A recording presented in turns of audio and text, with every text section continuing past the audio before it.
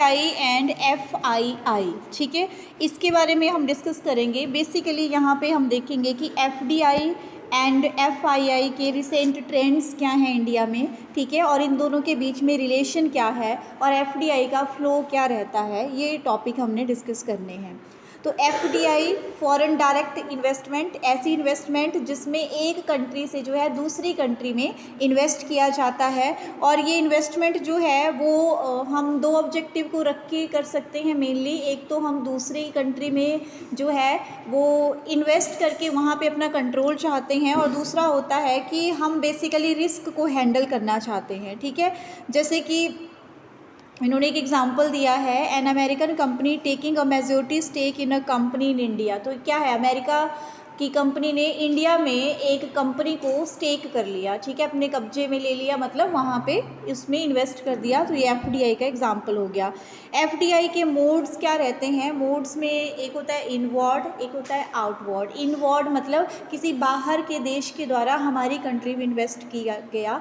Outward मतलब हमने जो है कहीं बाहर इन्वेस्ट किया, ठीक है, जैसे कि आपने US में इन्वेस्ट कर दिया। उसके बाद बाय टारगेट, टारगेट में तीन तरह से जो है वो इन्वेस्टमेंट होती है। एक होती है मर्जर और एक्विजिशन हो करके, एक होती है हॉरिजेंटल और एक होती है वर्टिकल, ठीक है। उसके बाद बाई मोटिव हम बात करें कि उद्देश्य के आधार पर, तो एक होता है कि हम बाहर रिसोर्स देखना चाहते हैं, है ना, और दूसरा होता है कि बाहर की मार्केट को कैप्चर करना चाहते हैं, और एक है कि एफिशिएंसी सीकिंग, हमारे यहाँ पे टेक्निक्स कुछ और हैं, दूसरी कंट्री में कुछ और हैं, तो वहाँ की जो एफिशिएंसी है उसको भी हम ऑप्ट करना चाहते हैं। FDI इन्वेस्टमेंट की स्कीम्स की बात करें तो अवेलेबल फाइनेंशियल इंस्ट्रूमेंट्स, मतलब आप फाइनेंशियल इंस्ट्रूमेंट्स में जो है वो इन्वेस्टमेंट कर सकते हैं। इसमें आता है लाइक आप इक्विटी शेयर, ठीक है, कन्वर्टिबल प्रेफरेंस शेयर में इन्वेस्ट कर सकते हैं, ठीक है, या डिबेंचर में जो है आप इन्वेस्ट कर सकते हैं। Not available to investor who are citizen of Pakistan, ठीक है, और एंटिटीज़ ऑफ पाकिस्तान, ये एक है कि इनको जो है वो इंडिया में, इंडिया की बात करें ना, इन्वेस्टमेंट के लिए FDI के लिए अलाउ नहीं है। और बांग्लादेश के लिए बोला है कि आप अप्रूवल के बाद हमारे यहाँ पे इन्वेस्ट कर सकते हो।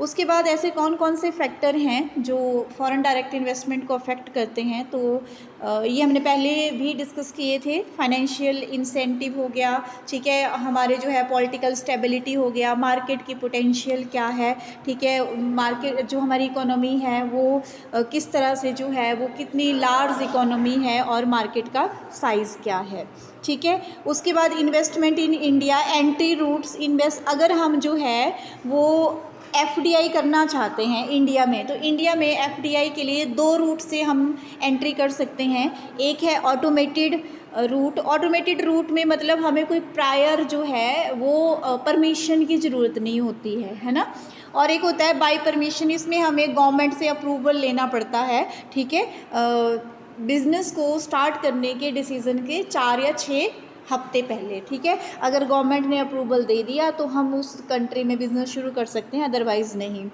FDI के एडवांटेजेस क्या रहते हैं, FDI से आप देख ही रहे हो, FDI जब से इंडिया में बहुत से सेक्टर्स के लिए 100% कर दिया गया है, तब ग्रोथ रेट बढ़ा है, एम्प्लॉयमेंट जनरेट होता है, नई टेक्नोलॉजी हमारी कंट्री में आती है, ठीक है, डोमेस्टिक फर्म्स के साथ भी कहीं ना कहीं जो है वो लिंकेज बनती है, इम्प्रूव्ड टेक्नोलॉजी आती है।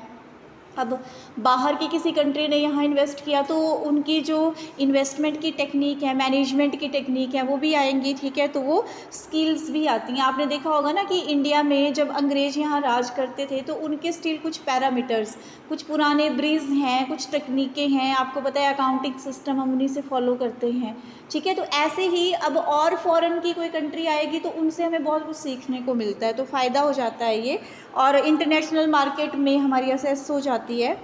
उसके बाद ये FDI limit in different sector, ये बहुत इंपॉर्टेंट है, ठीक है, कि कौन से सेक्टर को कितना % इन्वेस्टमेंट के लिए जो है वो ऑफ़र किया गया। जैसे एयरपोर्ट के लिए बोला है परमिशन की ज़रूरत नहीं है, ऑटोमेटेड है ये, ठीक है, 100% कंस्ट्रक्शन 100% ऑटोमेटेड है। पेट्रोलियम के लिए रिफाइनिंग, ठीक है। जो पब्लिक सेक्टर यूनिट्स हैं उनको 26% है और प्राइवेट कंपनीज़ को 100% जो है अलाउ है, ठीक है। और जो पब्लिक सेक्टर एंटरप्राइजेज होते हैं, यूनिट होते हैं, उनको जो है गवर्नमेंट की परमिशन लेनी पड़ती है यहाँ पे बिज़नेस स्टार्ट करने के लिए, ठीक है।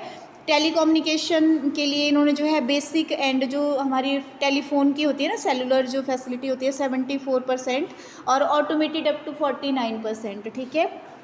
मतलब 49% हिस्सा सरकार की बिना परमिशन के, और अगर 49 से जो है आप 74 तक जो है करना चाहते हो तो सरकार की परमिशन। उसके बाद manufacture of telecom equipment 100%, power के लिए जो है आपको जैसे पोर्ट्स हैं 100%, रोड्स एंड हाईवे के लिए 100% है, शिपिंग के लिए 100% है, और इनमें जो है गवर्नमेंट की परमिशन की ज़रूरत नहीं है। ऐसे कौन से सेक्टर हैं जिनमें एफडीआई नहीं हो सकती है, फॉरेन की कंट्रीज़ इंडिया में जो है वो इन्वेस्टमेंट नहीं कर सकती है? Gambling and betting, lottery business, atomic energy, ठीक है, रिटेल ट्रेडिंग, एग्रीकल्चर में जैसे प्लांटेशन वगैरह आ गया, जैसे कि आप डेवलपमेंट ऑफ सीड आ गया, एनिमल हस्बेंड्री बिजनेस आ गया, ठीक है। तो इनमें जो है वो फॉरेन की कंट्रीज़ इंडिया में इन्वेस्ट नहीं कर सकती हैं। फॉरेन इंस्टीट्यूशनल इन्वेस्टर, ये FII जिसको आप बोलते हैं, ठीक है, फॉरेन इंस्टीट्यूशनल इन्वेस्टर, ये कौन होते हैं? एन इन्वेस्टर और इन्वेस्टमेंट फंड, ठीक है, इन्वेस्टर दैट इज़ फ्रॉम और register in a country outside of the one in which it is currently investing.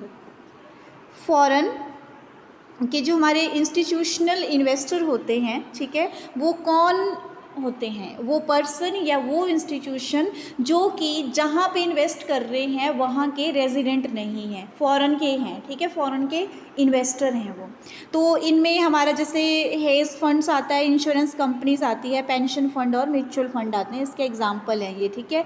और इसमें इन्होंने एक आगे बताया है दैट एंटिटीज़ या ऐसे फंड जो एलिजिबल हैं FII में रजिस्टर्ड होने के लिए, ठीक है। जो हमारा FII है, फॉरेन इंस्टीट्यूशनल इन्वेस्टर है, तो उसमें कौन कौन से फ़ंड को हम जो है इंक्लूड करते हैं? Pension fund, mutual fund, insurance companies, investment trust, bank, ठीक है, फाउंडेशन, एंडोवमेंट्स, चैरिटेबल ट्रस्ट, ये इसमें आते हैं, ठीक है। इनको FII जो है वो ये बन सकते हैं। और उन्होंने पैरामीटर्स दिए हैं जिनको सेबी डिसाइड करती है कि वो लोग जो है अप्लाई कर सकते हैं FFI के लिए। तो इसके लिए है कि एप्लीकेंट का एक ट्रैक रिकॉर्ड होना चाहिए, प्रोफेशनल एबिलिटी भी होनी चाहिए, मतलब नॉलेज होनी चाहिए उसको इन्वेस्टमेंट की, म्यूचुअल फंड क्या है, पेंशन फंड क्या है, ठीक है। और दूसरे उन्होंने बोला है कि वो रजिस्टर्ड होना चाहिए, रेगुलेटेड होना चाहिए, ठीक है, सेबी से। उसके बाद उन्होंने बोला है कि whether the applicant is a fit और प्रॉपर पर्सन, एक साउंड माइंडेड पर्सन होना चाहिए वो, है ना, फिट होना चाहिए। देन पॉजिटिव और नेगेटिव क्या हैं FII के? तो पॉजिटिव पॉइंट्स हैं जैसे कि इसमें आ गया अनएबिलिटी ऑफ कॉरपोरेट डेट आ गया, ठीक है, फॉरेक्स रिजर्व इससे बढ़ जाता है, डोमेस्टिक सेविंग एंड इन्वेस्टमेंट बढ़ जाती है, और लार्ज स्केल पे हमें कैपिटल मिल जाती है, ठीक है। जैसे हम म्यूचुअल फंड के लिए बोल देंगे, फॉरेन वालों को बोल देंगे आप यहाँ पे म्यूचुअल फंड में इन्वेस्ट करिए, ठीक है, तो FII हो गया, फॉरेन वाले ने इन्वेस्टमेंट की फंड्स में, पेंशन फंड, म्यूचुअल फंड, ठीक है, ये। और डिसएडवांटेजेस क्या हैं कि इन्फ्लेशन हो जाता है समटाइम, जो कि आजकल हमें देखने को मिल रहा है। एक तरह से ये हॉट मनी है शॉर्ट टर्म के लिए, कोई कभी भी इसको लिक्विडेट करा सकता है और अपने देश में अपने पैसे को वापस लेके जा सकता है। और साथ ही साथ स्मॉल इन्वेस्टर्स को जो है वो प्रॉब्लम रहती है। अब जो हमने बोला ना रिसेंट ट्रेंड, मैंने बोला था कि FDI और FII में जो है वो इंडिया में रिसेंट ट्रेंड क्या हैं, तो इंडिया जो है वो रैपिडली ग्रो कर रहा है FDI की वजह से और FII की वजह से। Recent trends, total FDI inflow अगर हम देखें फाइनेंशियल ईयर 2021-22 में जो है ये हमारा जो है USD 2.87 मिलियन जो है वो पहुंच चुका है। और टॉप 5 जो सोर्सिंग नेशन हैं जिन्होंने FDI में 2021 और 22 में जो है इन्वेस्ट किया है, सिंगापुर 27.01% टोटल FDI का इतना हिस्सा है। USA का जो है 17.94 है। अभी आपको पता है कि US की जो इकोनॉमी है वो बहुत ही क्रैश हो गई है, बहुत ज़्यादा शेयर मार्केट बहुत गिरी है और वहाँ पे जो है बहुत क्रैश आ गया। अब पता नहीं मार्केट को सुधरने में कितना टाइम लगेगा। तो और इनकी इन्वेस्टमेंट यहाँ भी कम है और यहाँ जिन जिन कंपनीज़ में है उनके शेयर बहुत नीचे चले गए हैं। 17.9% इनका हिस्सा है, ठीक है। उसके बाद जो है नीदरलैंड हो गया, स्विट्ज़रलैंड हो गया, तो आप ये देख सकते हो। उसके बाद टॉप 5 सेक्टर्स हाईएस्ट एफडीआई, कौन कौन से सेक्टर में सबसे ज़्यादा इन्वेस्टमेंट की है फॉरेन की कंट्रीज़ ने? Computer software and hardware, service sector like banking insurance हो गया, ठीक है, रिसर्च एंड डेवलपमेंट हो गया, उसके बाद ऑटोमोबाइल इंडस्ट्री में और कंस्ट्रक्शन में, ठीक है। इसमें जो है इन सेक्टर्स में बहुत इन्वेस्टमेंट हुई है और ये टॉप 5 हैं। सबसे ज़्यादा कंप्यूटर सॉफ्टवेयर वाला जो है वो इस बिज़नेस में ज़्यादा इन्वेस्टमेंट हुई है फॉरेन से।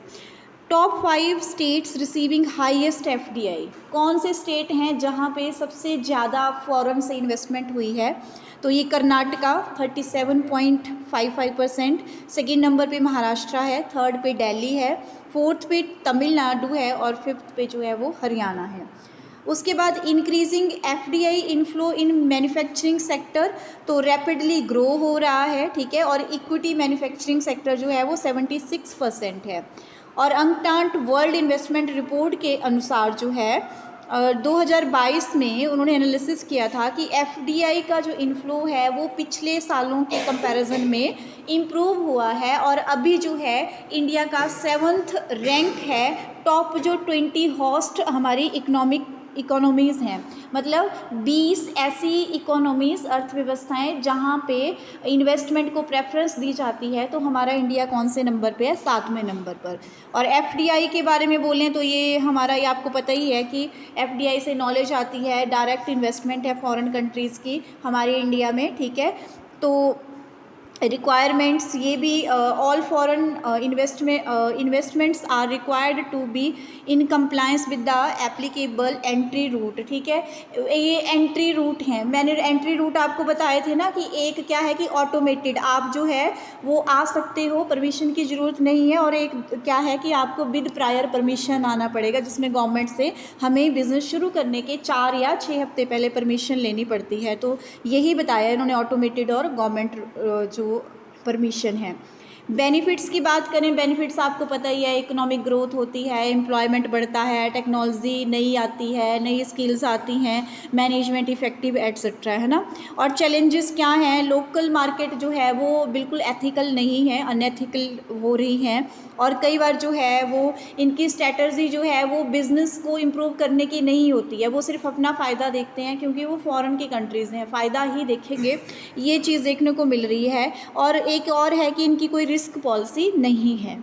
उसके बाद इन्होंने बोला कि गवर्नमेंट को फॉरेन डायरेक्ट इन्वेस्टमेंट को प्रमोट करने के लिए और क्या स्टेप्स लेने चाहिए, तो इनको जो है वेरियस सर्विस सेक्टर में बेसिकली रिफॉर्म करना चाहिए, और जो इनके रूल्स एंड रेगुलेशन हैं वो कुछ एक स्पेसिफिक एरिया में बहुत हार्ड हैं, उनको पोलाइट होना चाहिए, और साथ साथ इनको अपनी एफडीआई पॉलिसीज़ का एनालिसिस हर साल करना चाहिए, और अकॉर्डिंगली जो है जहाँ पे इनको कोई दिक्कत लगे वहाँ पे चेंज करना चाहिए। साथ ही साथ प्रोडक्शन लिंक्ड इंसेंटिव स्कीम इनको देनी चाहिए, जिस सेक्टर में ज़्यादा इन्वेस्टमेंट करवानी है फॉरेन कंट्री से, उस सेक्टर में जो है हमें कुछ ना कुछ इंसेंटिव दे देना चाहिए।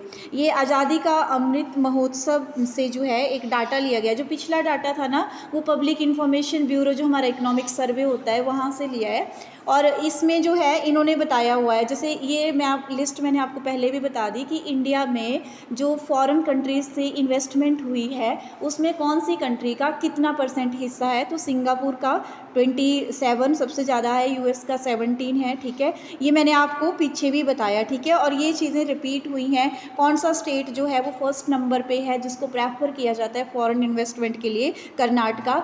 और इंडिया का जो है वो टोटल 20 जो टॉप मोस्ट इकोनॉमीज़ हैं उनमें जो है इन्वेस्टमेंट की प्रेफरेंस के वाइज अगर देखा जाए तो 7वां स्थान है, ठीक है। ये चीज़ मैंने आपको बता दी।